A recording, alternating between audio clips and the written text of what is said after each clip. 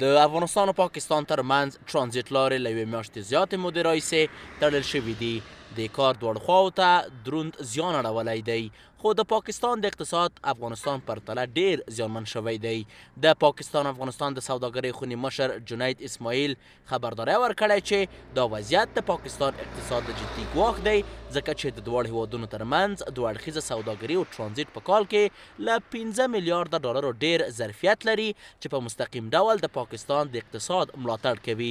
ښاغلي جنید ټینګار کړی چې دا ظرفیت اوس له 1 میلیارد ډالرو کم ته رسېدلی چې د پاکستان د ملي عاید او اقتصادي ثبات لپاره یې ویجاړونکې پایلې درلودې.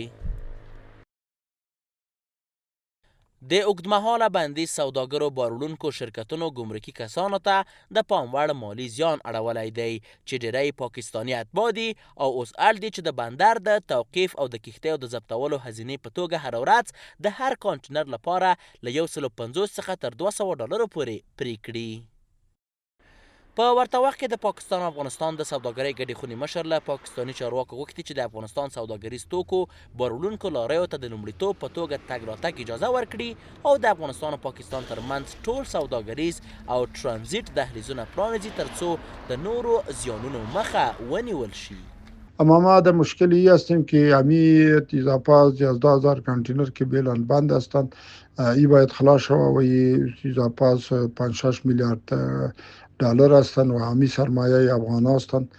به می خاطر با جانب دفتر پاکستان ما هم یک یادداشت برای پاکستان روان کردند به خود وزارت تجارتش و مسئولین اقتصادیش که اینمی برخورد که شما را بند کردی به ذهن هر دو طرف است، خصوصا به ذهن پاکستان است.